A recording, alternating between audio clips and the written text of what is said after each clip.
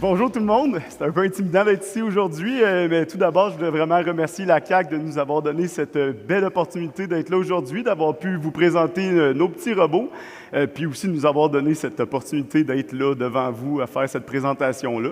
Fait que juste pour faire un petit tour, là, vous avez déjà pu rencontrer Peanut.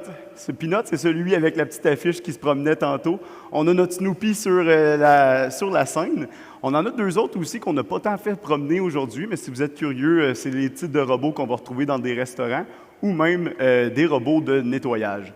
Aussi, je tiens vraiment à dire qu'on se sent très honoré de faire une présentation tout de suite après M. Benjo. On vient de l'université et on a entendu souvent parler de lui, alors d'être déjà là aujourd'hui, passer après lui, wow!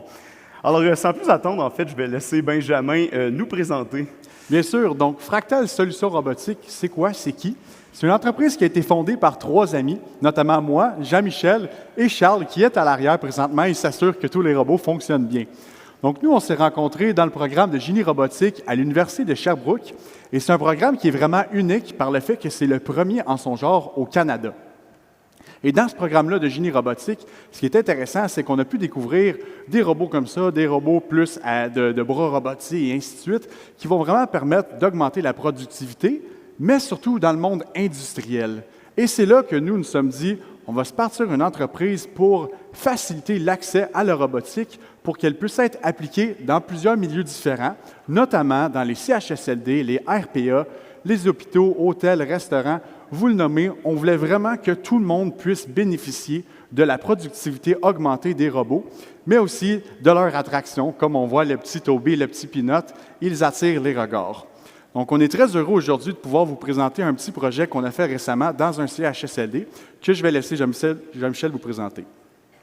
Eh bien, effectivement, Snoopy, Toby en passant, là, les noms s'échangent, mais c'est Toby son vrai nom.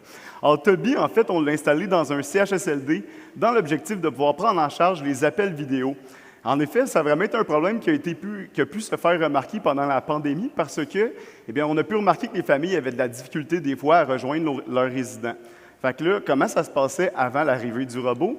Eh bien, les familles doivent appeler le CHSLD, doivent attendre qu'un employé finalement se libère, et lorsque ça se passe, bien, l'appel se passe comme ça. Je vous niaise pas. Il y a un téléphone dans les mains, il y a un employé qui se tient comme ça pendant 10, 15, 20 minutes parfois.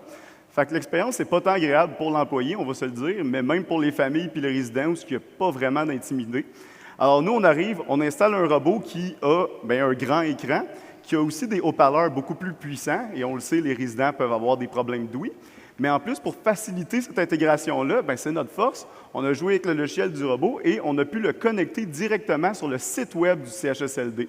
Alors, en fait, il y a un calendrier qui est accessible par la famille qui peuvent aller prendre une plage de rendez-vous directement avec le robot. Alors, disons, par exemple, demain à 3h15, et le robot, à 3h, demain, dimanche, par exemple, se réveillerait et va voir les employés pour leur dire « Hey, j'ai un appel dans 15 minutes à la chambre 300. Est-ce que tu peux t'assurer que le résident est prêt pour prendre le rendez-vous et que la chambre est propre? » Si jamais, finalement, ce n'est pas le cas, eh bien, l'employé a encore le pouvoir de refuser l'appel, mais si c'est le cas, eh bien, il l'accepte et l'appel est pris en charge par le robot. Alors, ça vient vraiment ici aider. Hop.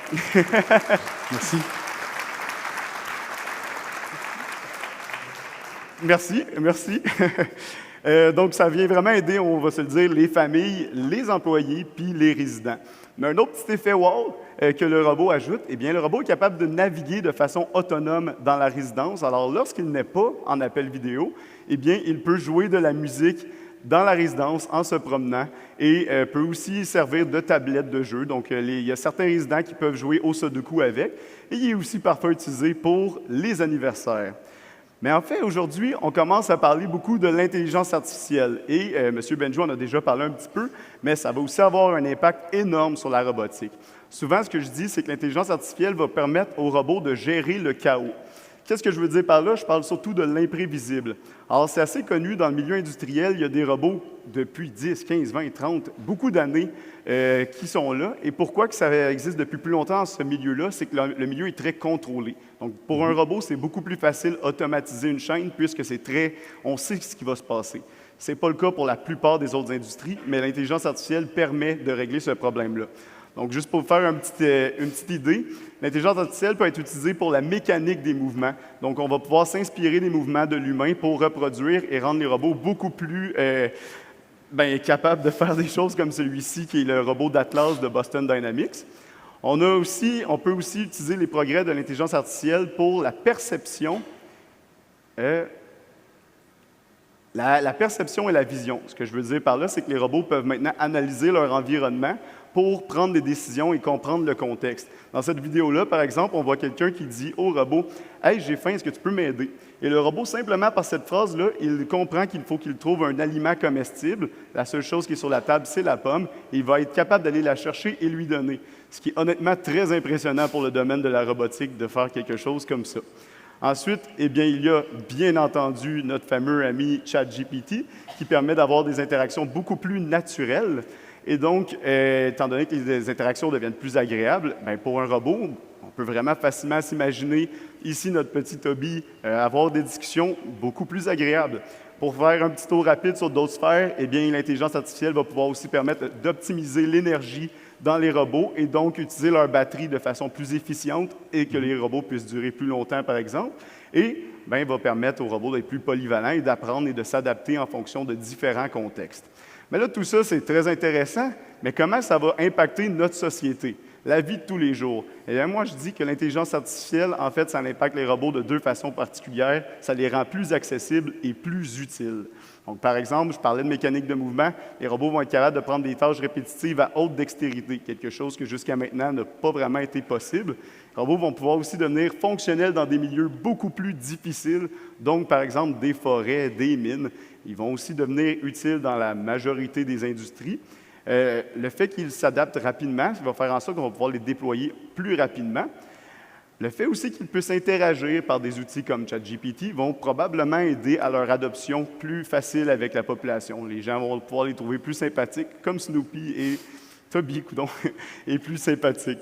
Et une autre petite sphère que les gens parfois oublient, ça peut être aussi un excellent outil pour ramasser des données de qualité qui vont nous aider à prendre des décisions plus éclairées. Mais revenons en fait justement à notre Snoopy et voir qu'est-ce qui pourrait être amélioré.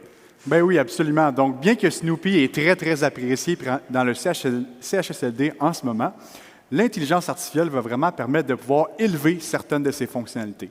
Effectivement, en ce moment, le robot peut avoir des discussions, même que peut-être vous y avez parlé aujourd'hui, mais toutes ces réponses sont préprogrammées.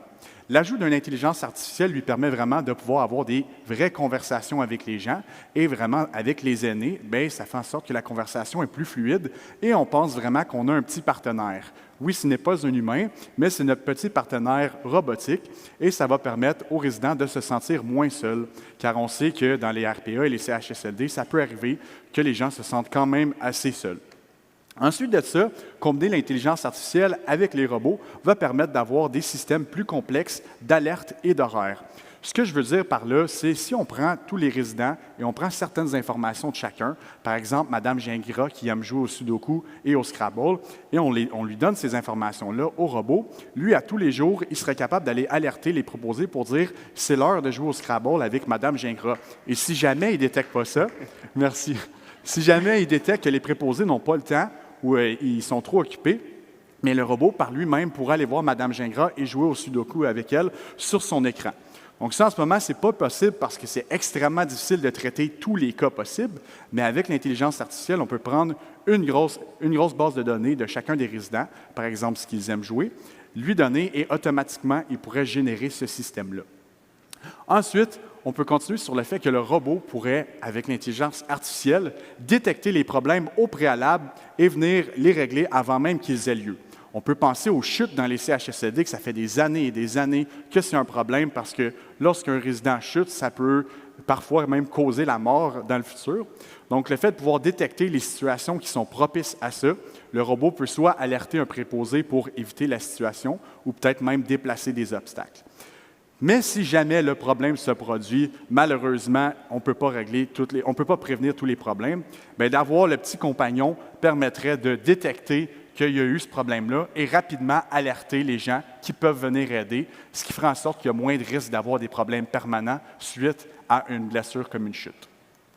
Je vais ensuite laisser Jean-Michel vous présenter certains projets qui sont d'actualité en ce moment de comment on combine l'intelligence artificielle avec la robotique, et ce, justement, à l'Université de Sherbrooke, d'où on vient. Bien, effectivement, alors comme Benjamin l'introduisait, on vient de l'Université de Sherbrooke et donc on continue à avoir des relations avec eux. Et on trouvait ça très important, intéressant de vous présenter aujourd'hui certains projets qui se font d'ailleurs aujourd'hui même.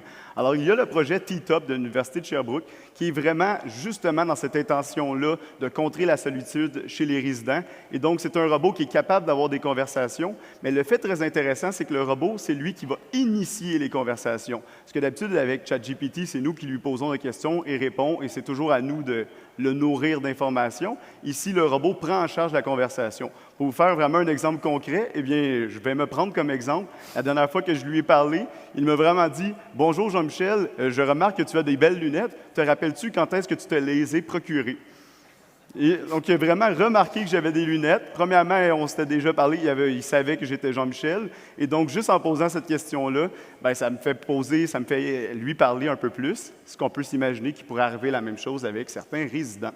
Ensuite, il y a aussi d'autres projets comme Enrich Me. En fait, c'est un projet qui est fait en Europe, mais que l'université aussi participe un petit peu, et qui est vraiment là dans le comportement intelligent des robots. Et d'ailleurs, l'exemple que Benjamin utilisait avec des obstacles qui pourraient se retrouver, le robot peut détecter, par exemple, qu'il y a un ballon, essayer de le tasser avant que le résident passe par là et puisse potentiellement se blesser.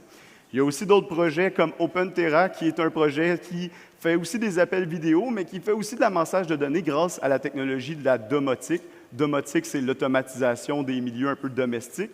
Donc, par la prise de ces données-là, par la prise de données que les robots peuvent prendre, eh bien, on peut envoyer des informations aux cliniciens qui vont faire des meilleurs diagnostics pour les résidents. Donc, c'est plein de choses que la technologie peut faire, mais on peut quand même se poser la question, est-ce que c'est quand même un besoin qu'on pourrait avoir besoin actuellement? Je vais laisser Benjamin y répondre. Et oui, donc, on voulait faire un petit retour sur la situation actuelle. Donc, on entend souvent parler des enjeux qu'on a au Québec et des différentes solutions qu'on essaie de mettre en place pour y remédier. Ce qui est surtout très difficile, c'est qu'ils sont tous un peu interreliés entre eux.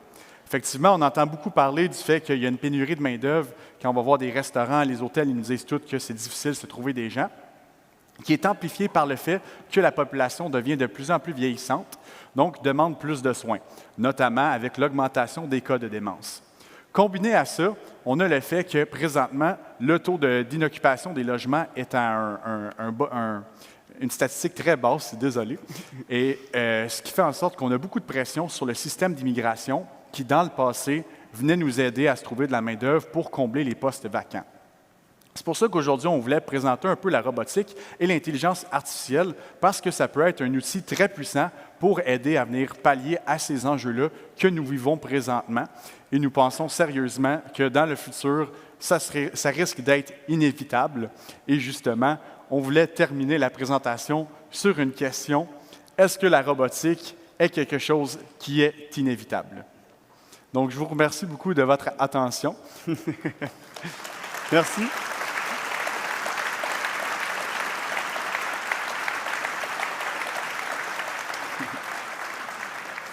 Alors, en fait, notre petit Toby a aussi un dernier mot à mentionner.